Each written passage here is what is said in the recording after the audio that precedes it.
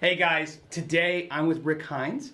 Rick Hines, your official title is? Product Development Manager for Amplifiers.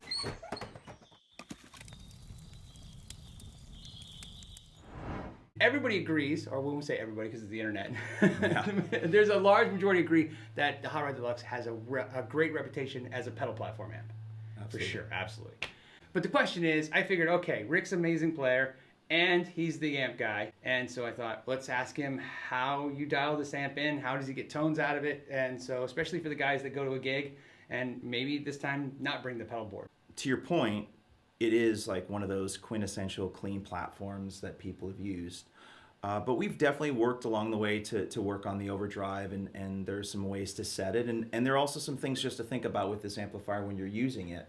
What I want to do is I started with the amp with everything pretty much at noon. Okay. As far as tone controls and presence, a little bit of reverb, of course. We love the Fender reverb. And the clean side, just as a barometer, is.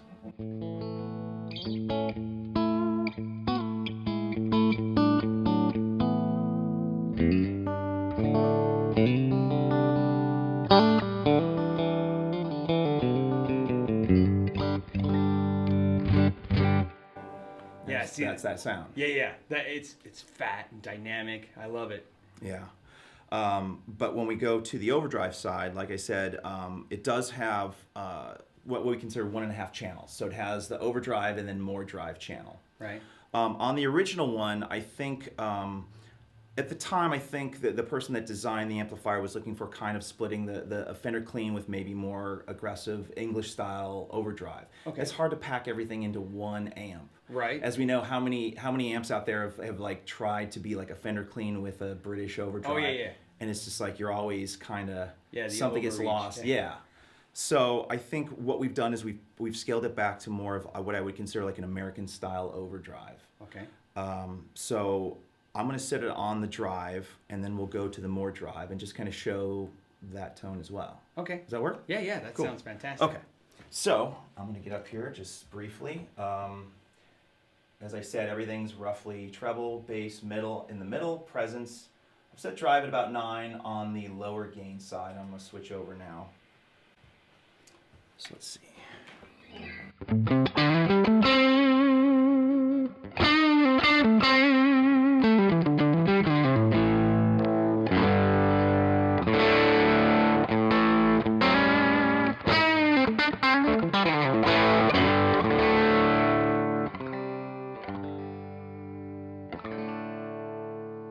I noticed that a lot of times amp companies, like everything, like a car. You know, a car gives you a speedometer that goes 120. Right.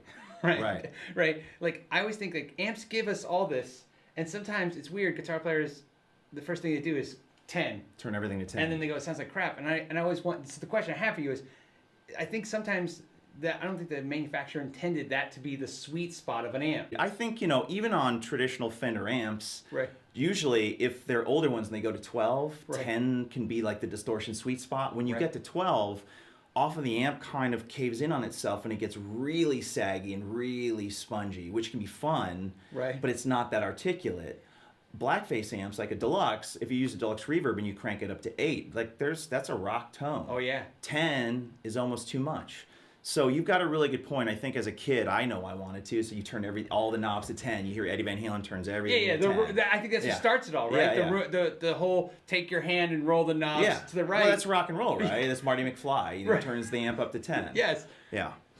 So that is kind of the initial inclination, I think, of players or people that are starting out on their tone quest. Sometimes it's like we were talking about this. They don't even know where to begin. There's all this information, misinformation. What do I start? So yeah, some people just dime it. Fender amps, I will just tell you, just as a base thing, set everything at midway as your starting point and see where you're at, and that'll give you a basic idea of the tone. And that's where you pepper it to taste. You add a little bass, you take it away. You add a little mids or take it away. So on the more drive, and that's what we're going to do next. Mm-hmm. I have a question. Yeah. So sometimes those kind of buttons are like the amplifier's version of a tube screamer. They're boosting the signal in. You know what I mean? Mm-hmm. And sometimes it's just adding. You know what I mean? Distort. And this platform amp, what is that button really doing when I push it? How is it? It's adding more gain. It's not like a clean boost that's just leveling up the volume. It actually adds, I believe, another part of the don't quote me on this, but I'm like the 12AX7 because of the way that the circuit's done. Oh no, it's diode clipping. So there's a secondary part of the diode clipping on this particular amplifier that's going to add more gain for you. So let's do it because you were asking that. So so. So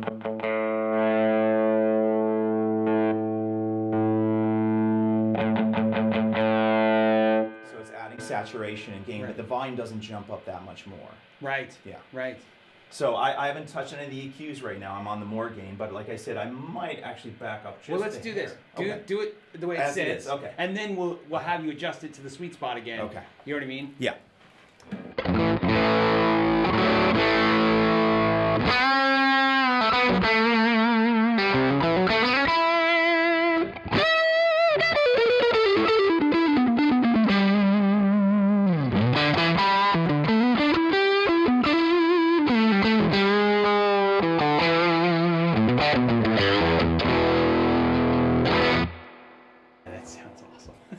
So just a hint of reverb, but you see what I'm saying? It's not that's not a metal tone. That's like a good rock tone. Rock, right? Blues rock for sure. Yeah, absolutely.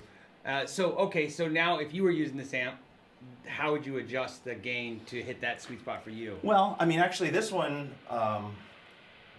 each amp changes depending on the preamp tubes as well. So sometimes some amps can have more perceived gain or less. So this one actually has a little less gain than some of the other ones I've played.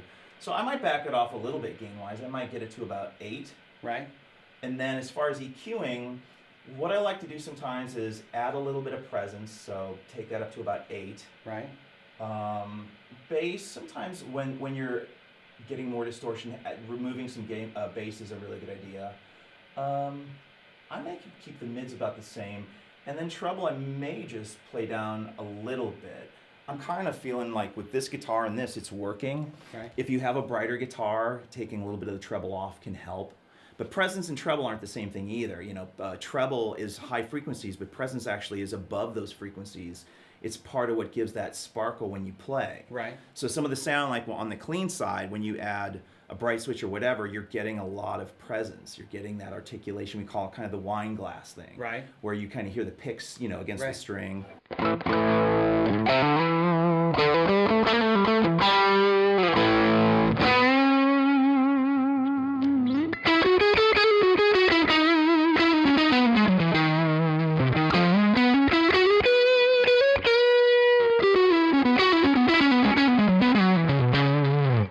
The bass control. Yeah.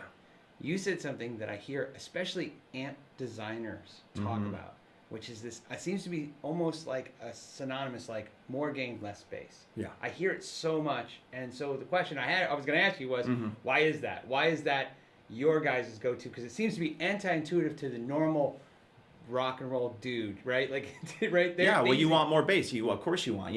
Like with a lot of Fender amps. They have their own EQ. They're different than a Marshall or any other type, where they consider it kind of a scoop thing, not unlike a Mesa Boogie, not as drastic. Right. But the EQ naturally kind of scoops out in the middle. Right. So you actually have a lot of bass content in the amp. Right. Sometimes it's bass you can't even hear. It's there, but you don't perceive it as super low end. So what ends up happening is the low end gets really flubby. And that's just, Leo, it's the nature of some of the circuits. It's the things that we love about the amp is also, it's a natural organic thing. And so, especially with older amps like a Deluxe Reverb, the first thing I do is if I'm going to turn that amp up to 8, I'm going to bring the bass down to 4, maybe less. Yeah, I call it the bass dump. Yeah, you just dump it. Because I love the Deluxe Reverb, and that's exactly that's it. Princeton Reverbs too. It's just like one of those things. Yes, it's counterintuitive to a player that's beginning, where it's like, well, why would I want to get rid of bass?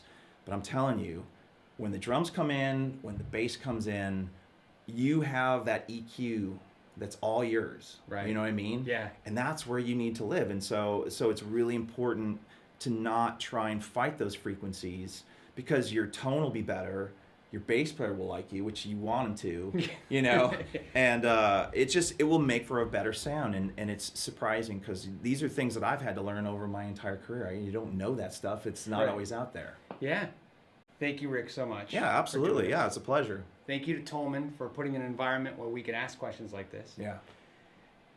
Those of you watching, if you have other questions, put them down in the comments below in this video, because that's how we create videos like this, right? You guys Absolutely. ask questions, and then if I have access to the people that might know, I love to bring them on and find the answers, right, as best we can.